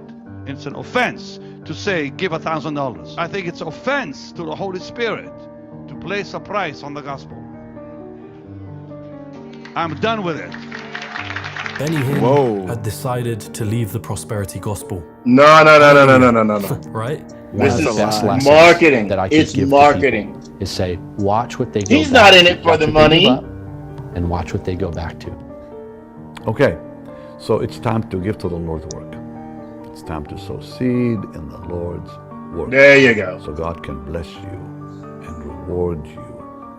Now it's time to give to the Lord's work, because giving guarantees our financial protection. The problem is, once you've generated the type of following and business and reputation that Hinn has, changing your ways becomes almost impossible. And more so because I genuinely believe that most of these prosperity preachers, they're not intentionally malicious, they've deceived themselves. Even till today. Not at all. Question. Is this God or is this just... You think they're just lying? Absolutely. There's no question about it. Absolutely. So they know this doesn't. Yeah. I'm with you. So I halfway jokingly say, is it hypocritical of the church to give its members, or not its members, its staff, health insurance, right? Because the gospel is supposed to work. You're supposed to be, you follow Christ. End of chapter 16 of the Gospel of Mark. You're supposed to be able to heal people by laying on hands, drink deadly poison without it harming you, right? You're supposed to be able to take up snakes. They can't. They don't have that ability. It is bullcrap. And they know, as they stand up to write, any minister, if you've made it to the level of minister, you should have read the end of the chapter of the end of Mark 16, and you should know you have none of those abilities. You can't do any of that. So to stand up there and tell them the rest is true, you're now a liar. I don't care what you get out of it. You're now a liar. Am I wrong to say that? I just think explain it to me. I just think it extends. I just think it's bigger than that. I just think it extends to the whole organization. I mean, I honestly am starting to think that religion should be outlawed. When they always talk about these ancient cultures that actually tried to suppress the practice of religion. I kind of am starting to admire that effort when I hear it. I mean, I think you have early civilizations that were really realizing that this is detrimental to their people, and that if left unchecked, it'd probably go out of control. And I just think that we're living in you can't mix these things together. Like, when we talk about maybe these guys at the top are con artists or whatever, if we genuinely believe that the average believer who's empowering them, who's giving their money to them, who's trusting them, they're being coerced.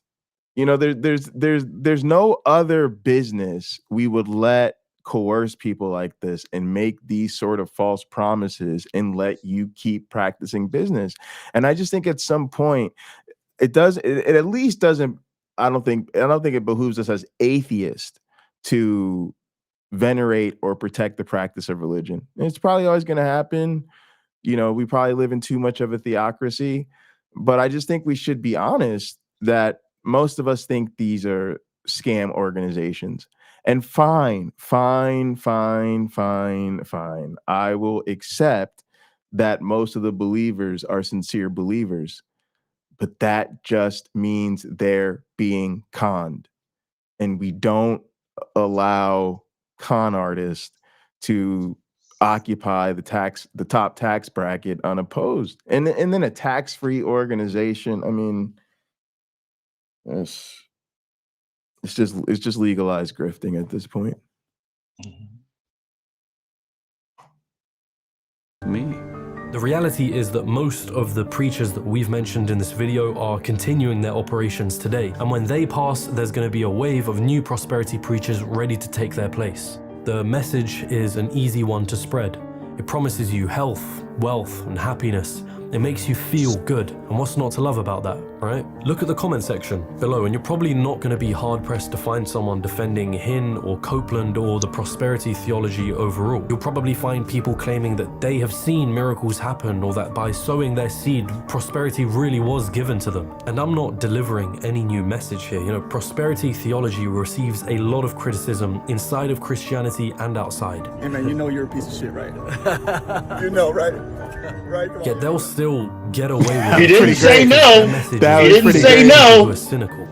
It's really difficult to stop their more deceptive actions. The only thing you can do is go to those that believe in it and steer them away. And until that happens, the booming business of prosperity theology and faith healing will continue to flourish. I don't know what you feel. And that's the problem. He said, like, until this happens, like, you have to go to the people, intercede, and steer them away from this. And this is the thing. Most of us don't have the audacity to do it. And unfortunately, people want to be deceived. I remember when I really did try to have a heart-to-heart with my mom about this. It was the most disappointing conversation I've ever had in my life. I'll never forget it. You know, she got really defensive, and she just said stuff like, "Oh, well, I've been warned." Like, what do you mean by that? You know, or defiantly when she said, "Oh, well, I don't know what you want me to do. I'm always going to be a Christian." I mean, these people are desperate to hang on to their beliefs, and as long as that's the case, it's going to be hard to do anything about this, which is why I think we do need more of a sort of public mass media critique of religion. It's just time. I just think it's time for us to move on. I think the internet, I think the amount of science we have now, these religious claims, they're just no longer reasonable to believe. And the cults and the denominations themselves have done so much harm that we need to take their power from them. And if that means telling people they were wrong, like, you know, it's just part of being an adult.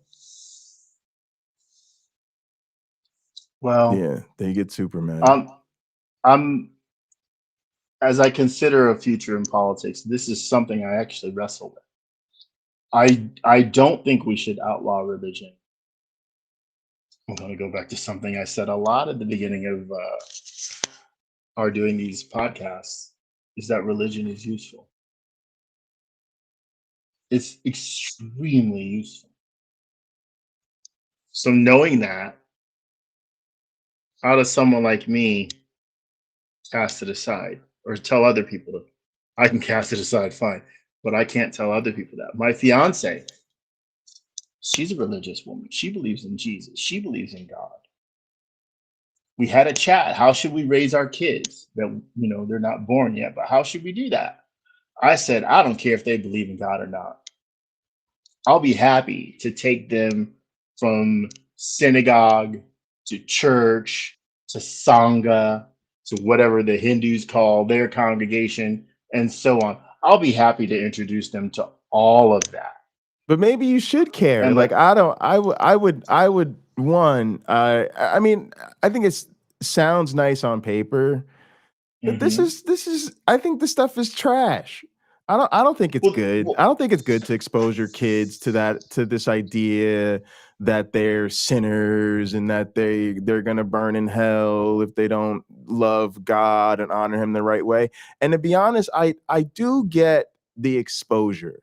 like the idea that you expose kids to different things, you know, let them get a flavor of the diversity of the human experience.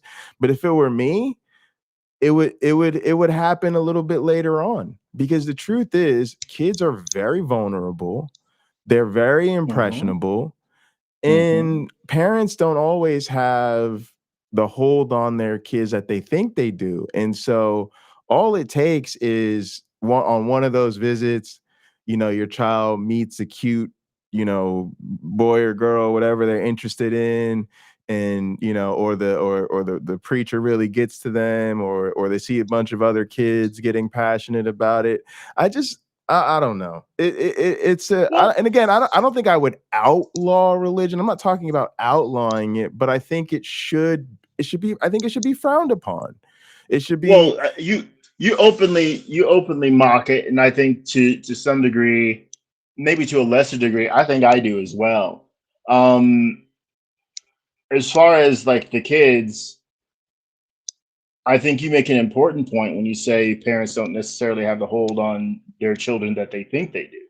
That's a cautionary point, and I'm happy that you made it. But the fact that I can have discourse with my child because I'm not dropping them off, I'm going to.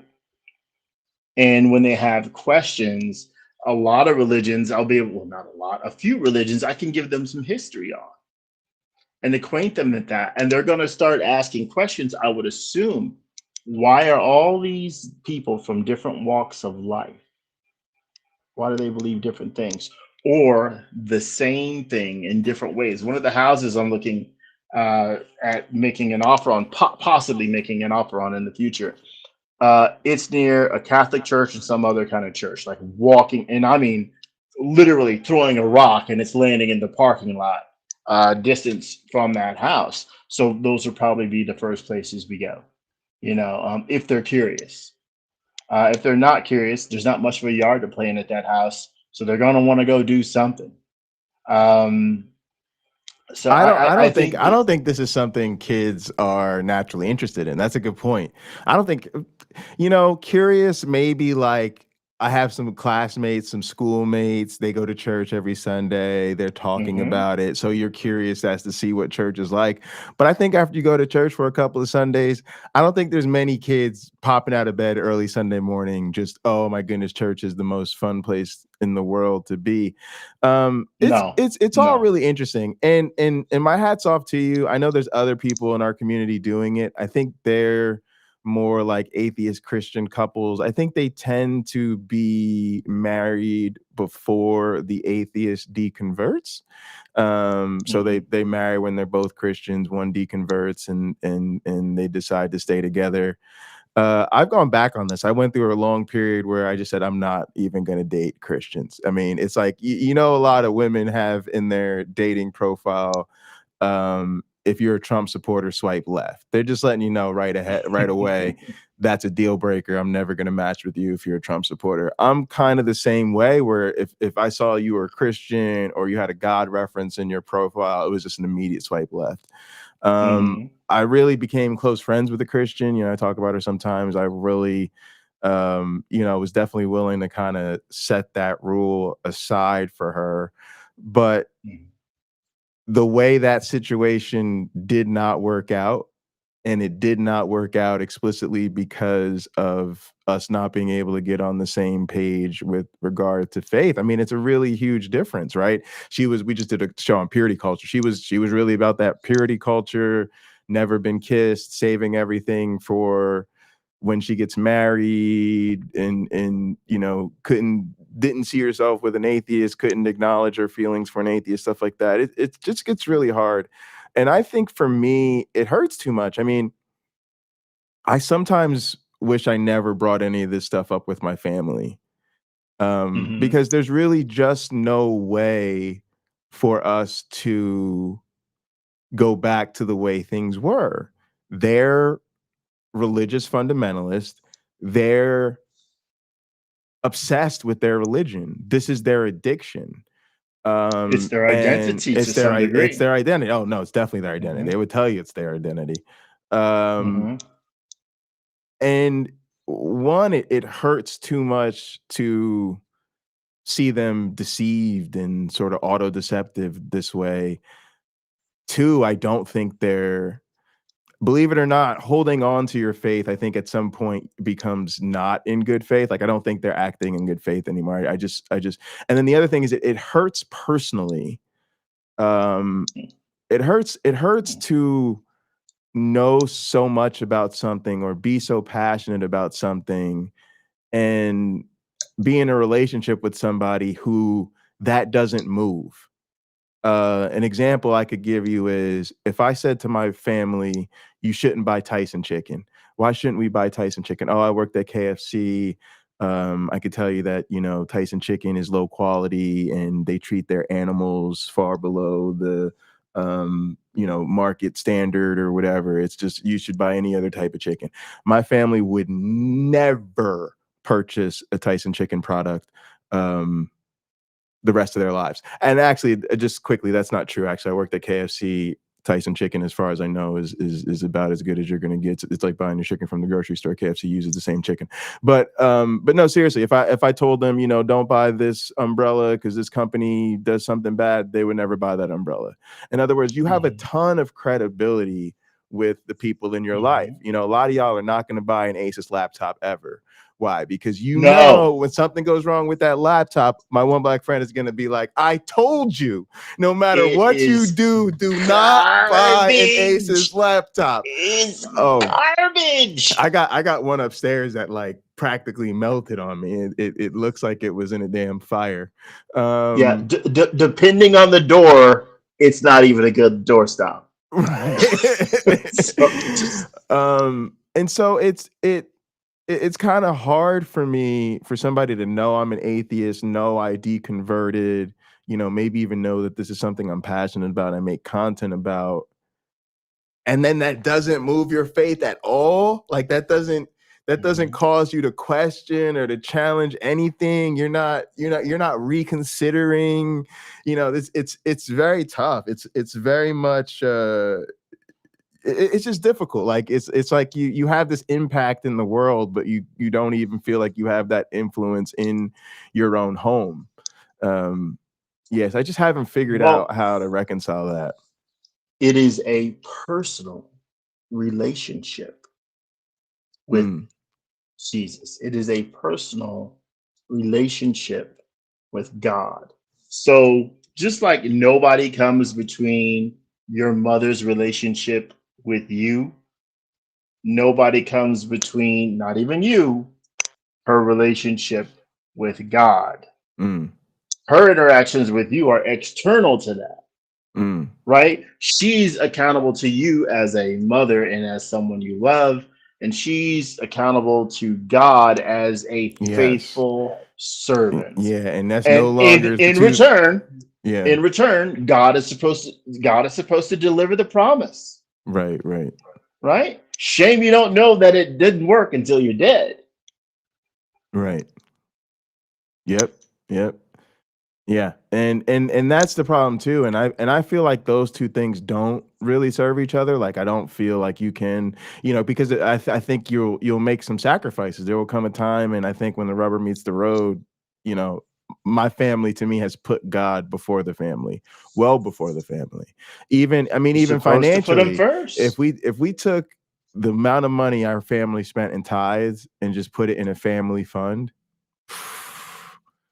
we would have all of our surgeries and healthcare needs taken care of.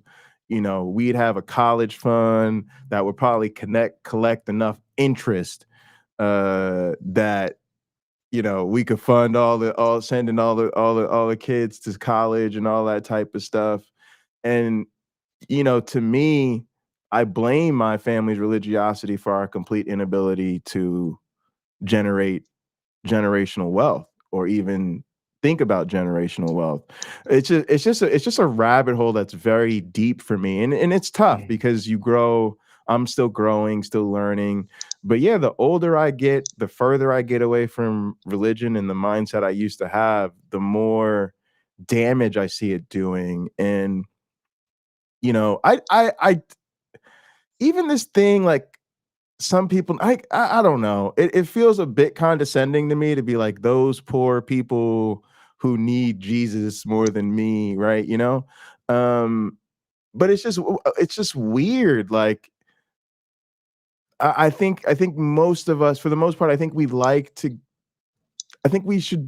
do better teaching people to cope. Right. And I think we would have all benefited from that. I would have benefited from learning about sex rather than dealing with purity culture. I would have benefited from learning how to grieve rather than pretending I'm going to see the person when I die too. I would have done better, learning how to really serve people and serve my community rather than going to a worship service and dropping money in the bin and assuming that I was making the world a better place. I just think that religion robs us of so much. That to me, it's like the abusive parent or the abusive partner who may be good in bed, maybe a decent provider, maybe a great youth soccer coach. None of that changes the fact that they're an abuser and you should leave them. Right. But it's hard to, because those emotional ties are there and those benefits are there. And it's hard to walk away from those things, even if we can do better. Yeah. Yeah, Well, I don't I need it, but think- they do. Yeah, it's tough. I think what you just said is something that other non-believers can say when being encouraged to follow a faith practice. For a time I did, and I wish I would have learned this instead of this. Because the fact is, there are things in these holy books that are extremely useful. And there are things that aren't. Unless you're the guy telling the whole congregation that they should believe it. And when you ask for money, they put it in the basket. But how different is that from like a Jordan Peterson book?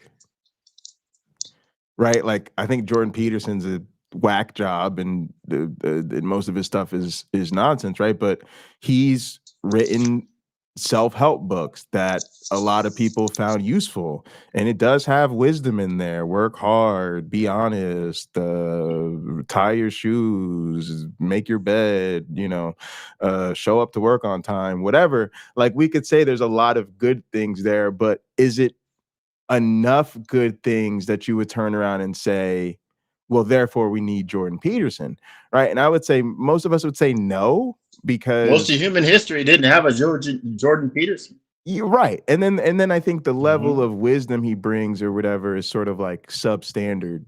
It's like not that hard to find from other sources.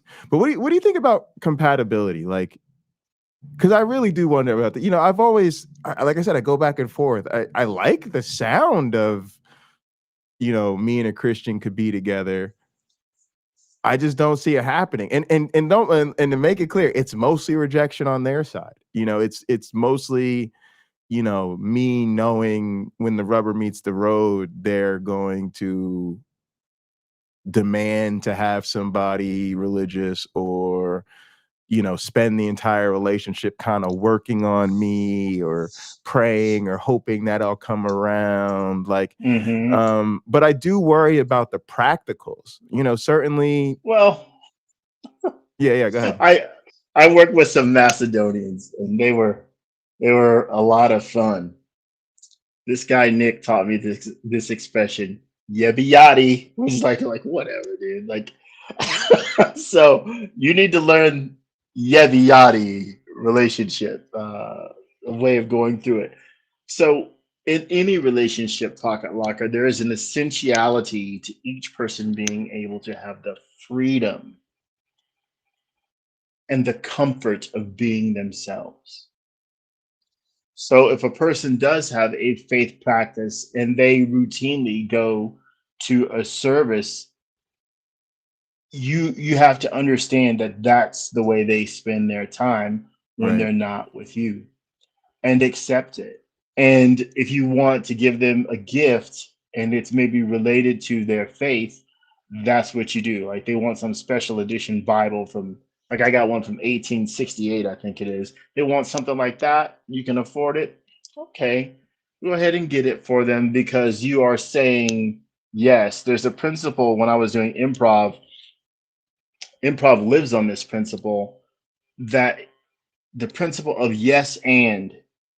If we are on stage and it's just you and I, and there's 75 people in the audience, we've just walked up from the back of the stage, and we're the two that are clearly pulling the focus of the audience. And I look at you and I say, I want you to crush those children into potato sack race today. You can't suddenly change it to a Formula One race in cars in Monaco. There is a potato sack race. Evidently, I seem to think the stakes are pretty high, because I want you to crush those other kids in the potato sack race. You have a choice. You could respond as an adult would, like in a very adult voice, your speaking voice, or you can make a voice like a child. Your response provides context to what we are showing the audience. A relationship is much the same. That person's faith practice provides context to their life. When you enter their life, you provide another context. You're there to be the loving partner, right? Yeah. That's what you do. You're not there to make it about religion. That's a different topic. If you just wanted to have discussions about religion and you wanted to say whatever about religion, right? Well, we'll see you next week, Pocket Locker, for a hot program. You can do it, but not with them. You sort of have to give them that. I'm reminded of that line in Jesus Christ Superstar, why take their toy away? And that's in reference to religion. Why take their toy away? So relationships it's a dangerous toy, like firecrackers. But if that's but look, if you sold firecrackers and you didn't bother shooting them off, is that dangerous? Is the guy at the gas station who has a wall of cigarettes behind him but doesn't smoke, but he's selling 600 packs of cigarettes every week, are they harming him? No, he's just the peddler. He doesn't smoke. He lets other people smoke. And the people take the cigarettes and then walk out of the store. But that's kind of what I feel like people are doing with their religion, right? Like they're ignoring the harms and the dangers that come to other people because it makes them feel good or it gives them a sense of hope, meaning, and purpose.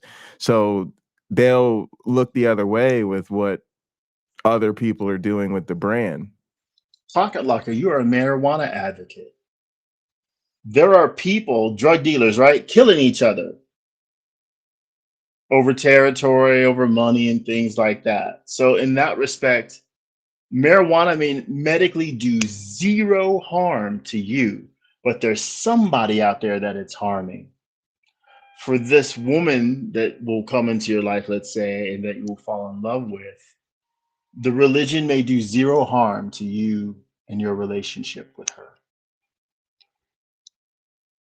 You have to find somebody. It might. I don't.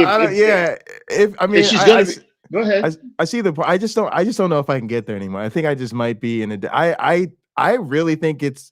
I don't think it. I don't know. I guess I'd have to believe when I see it, but I've currently just gone back to it. It just won't work. It won't, because I think I'm too adamantly anti-religion, right? Then there's two ways it could work. Find somebody whose religion is so ridiculous that you can't stop hearing about it, because there's bound to be one out there like, I can't believe you. Sure. What else? When it becomes that, where you just have so much fun learning about it, like she's gonna teach our kids this stuff. At least they'll have a wonderful time hearing about it. But you could do that. Or you could just say exclusively, yeah, I don't think I'm made for a religious person for the following reasons. And you can also say, okay, Sumami is saying, but religion can divide two people in an intimate relationship. That's true. And I think, Sumami, you would agree, even people of the same religion who just disagree on doctrine.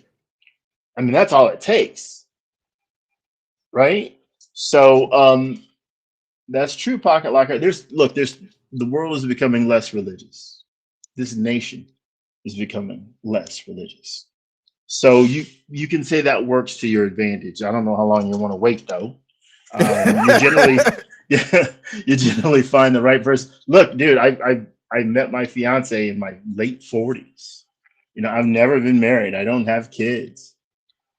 You know, I've been a late bloomer my entire life. Not really, but since 11, I've been a late bloomer. Right. Before that, I was not. So you have to realize if what you want is peace and harmony and love and cohesiveness and joy, right? There's some YouTuber or no, a guy on Instagram, he commented about his car that he had fixed up. He invested in joy. And I was like, that's what more people need to do. Invest in joy. So I could say the same thing to you. Instead of one of my other favorite quotes which is change their minds. Nah, don't go in a relationship with a religious woman hoping she won't be religious anymore. Don't do that. Find one that is like find a lukewarm Christian that is just, well, I don't have to go to church to be a Christian. There's your woman right there. Yeah, Because she already is a low investment. Yeah. Who No, if there was one, spat out long ago. I actually, I'm more now. I'm just like, I just don't think it would ever work. I don't think it would ever work. Maybe but I not. do. I'm curious as to people that do it, and maybe that's a topic for a day. And try to get a panel of people together who are in relationships with Christians and talk about how all that works. I'll do it. It's interesting. My fiance, you'll never get her on here. You'll never. She already told me she's not coming on, but she'll support me. If I need a drink of water, she'll go grab me a drink of water. Cameron said he couldn't do it. Cameron couldn't do it with a believer? Yeah, I think for a lot of us, it's just there's too much trauma. It's a source of like too much family trauma, probably. Well, if that's true, the last thing you need is that. Yeah. If there's for somebody, I'm sorry, my battery says it's going flat. If there's somebody who is bringing you down in any way, and they constantly bring you down, you don't need that at all. There's nothing you need from that person other for them to exit your life. That's what you need from them. For sure. But you're talking about someone to journey through life with and have fun and be in love and maybe make some babies and have adventures and leave an impact on the world that is positive.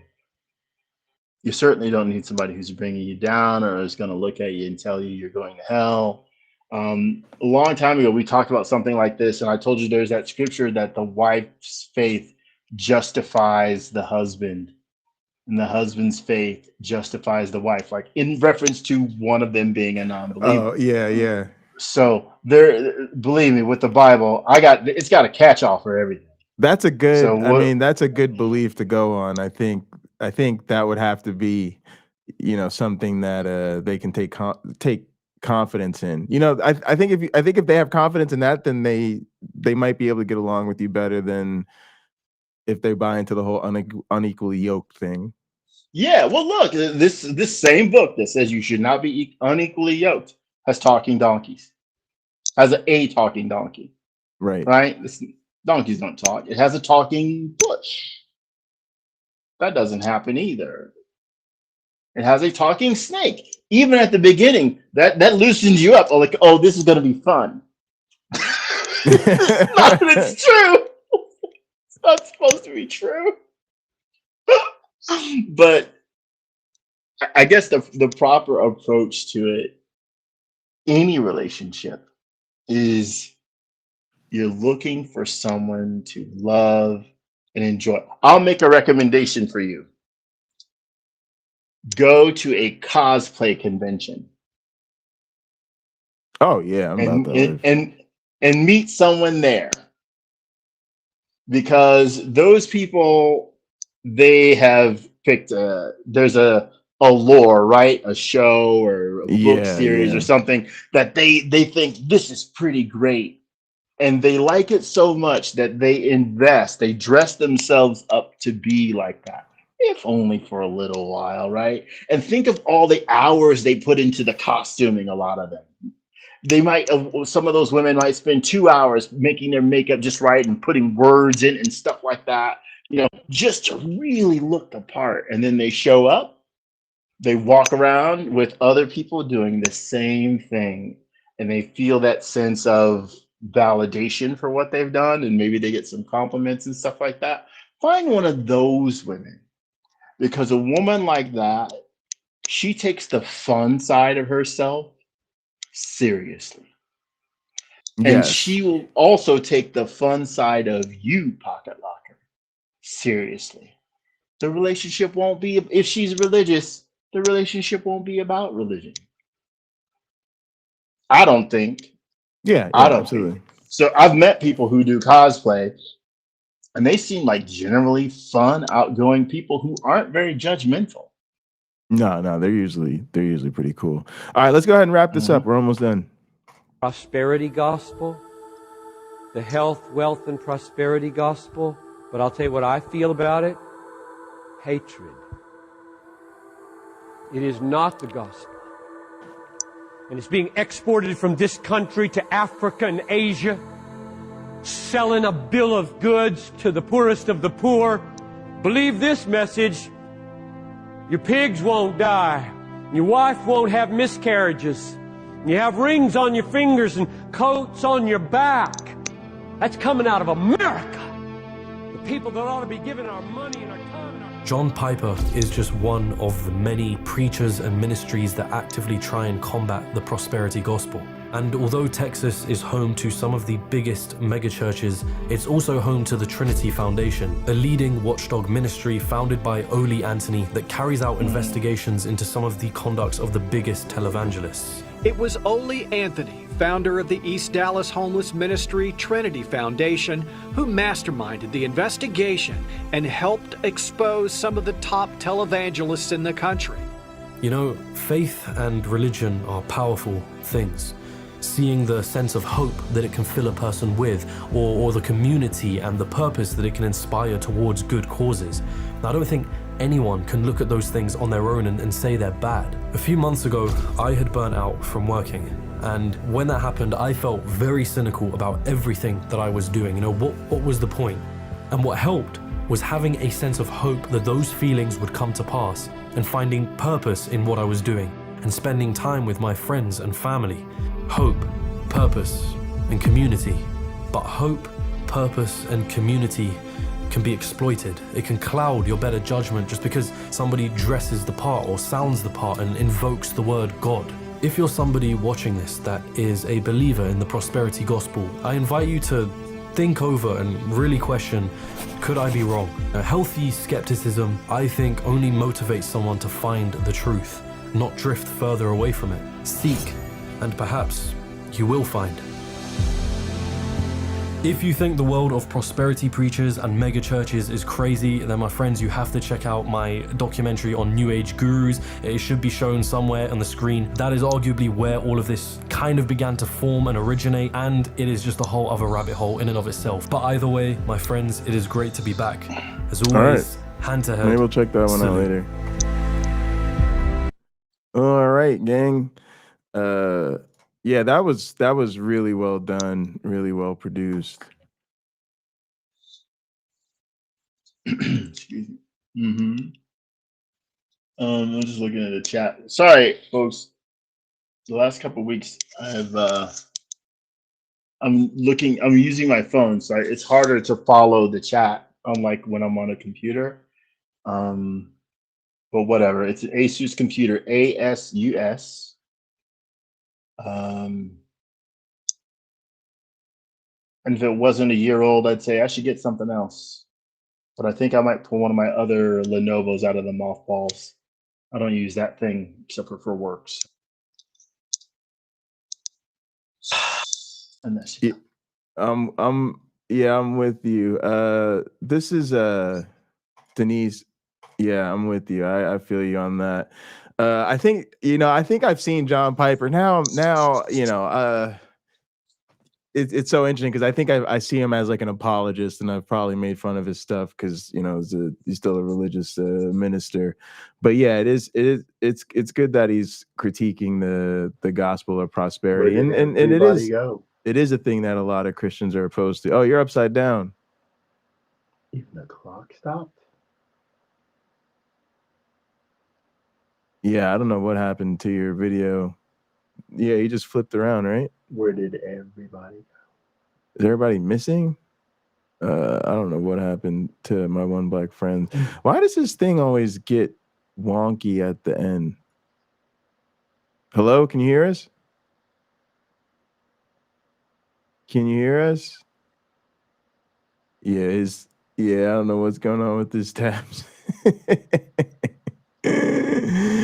Oh man. All right, he might have to refresh. Come on, phone. But I don't know if he sees I don't think he sees the private chat either. So all right, gang, that's gonna do it for us this week. We made it through. I'm gonna go ahead so I get to my 6 o'clock meeting on time. Thank y'all so much for tuning in. This was a super fun episode. Yeah, we could hear him. I don't think he could hear us. So I'm gonna go ahead. If he comes back, I'll wrap up with him. But thank y'all so much for tuning in. As always, be good to yourselves and each other. We'll be hanging out and gather the rest of the day. There's a link in the description. Come link up with the gang at the Bundy Ranch. There's also links to our channels down below. Subscribe to Pocket Locker 86 channel, my One Black Friends channel. Otherwise,